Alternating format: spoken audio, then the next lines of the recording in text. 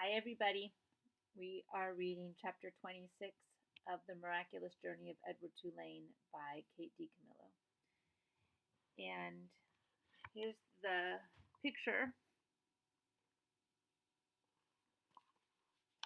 at the start of chapter 26, and this is how chapter 25 ended.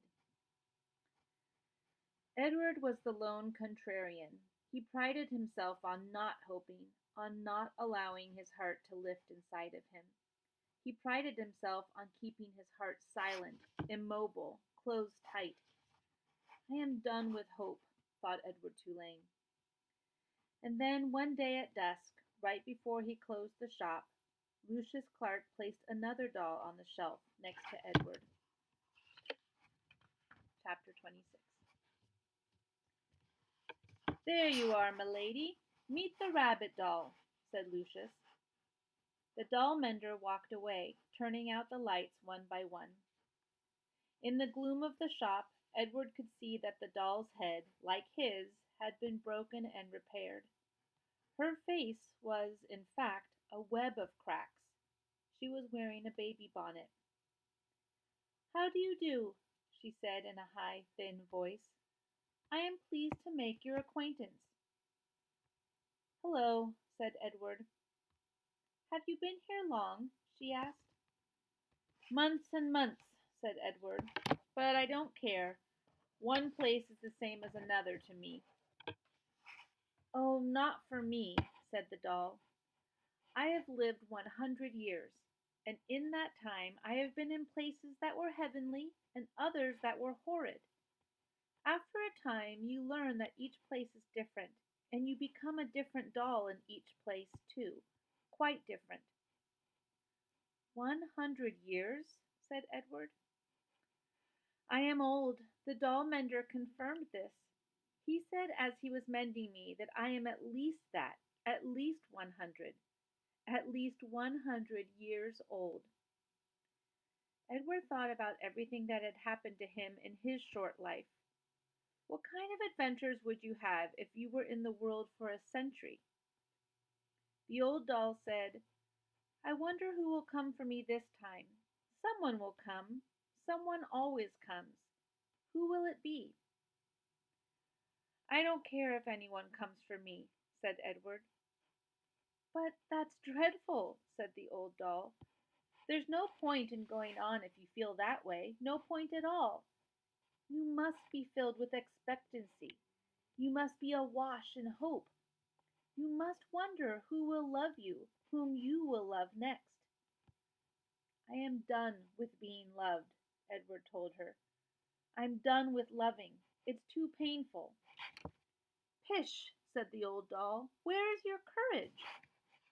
Somewhere else, I guess. Sorry, I'm distracted by my hair. Somewhere else, I guess, said Edward. You disappoint me, she said. You disappoint me greatly. If you have no intention of loving or being loved, then the whole journey is pointless. You might as well leap from the shelf right now and let yourself shatter into a million pieces. Get it over with. Get it all over with now. I would leap if I was able, said Edward. Shall I push you? Said the old doll.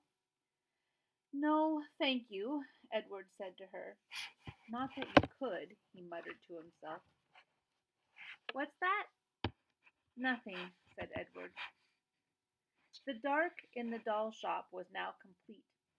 The old doll and Edward sat on their shelf and stared straight ahead. You disappoint me, said the old doll. Her words made Edward think of Pellegrina, of warthogs and princesses, of listening and love, of spells and curses. What if there was somebody waiting to love him? What if there was somebody whom he would love again? Was it possible? Edward felt his heart stir. No, he told his heart, not possible, not possible. In the morning, Lucius Clark came and unlocked the shop. Good morning, my darlings, he called out to them. Good morning, my lovelies. He pulled up the shades on the windows. He turned on the light over his tools. He switched the sign on the door to open.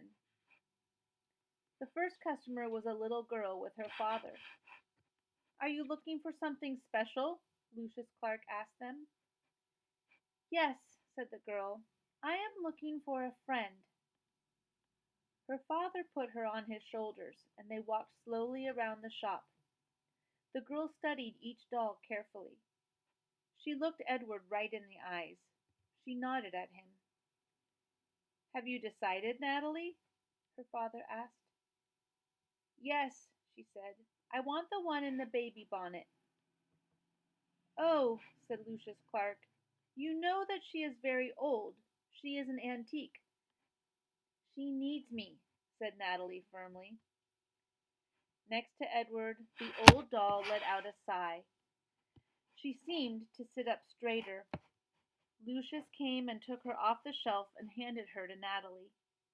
And when they left, when the girl's father opened the door for his daughter and the old doll, a bright shaft of early morning light came flooding in, and Edward heard quite clearly, as if she were still sitting next to him, the old doll's voice.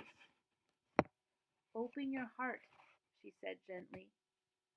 "Someone will come. Someone will come for you. But first you must open your heart." The door closed. The sunlight disappeared. Someone will come. Edward's heart stirred. He thought, for the first time in a long time, of the house on Egypt Street and of Abilene winding his watch and then bending toward him and placing it on his left leg, saying, "I will come home to you." "No, no," he told himself, "don't believe it. Don't let yourself believe it." But it was too late. Someone will come for you. The China rabbit's heart had begun again to open.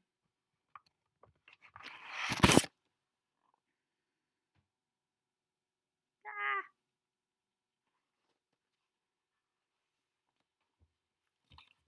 Thanks.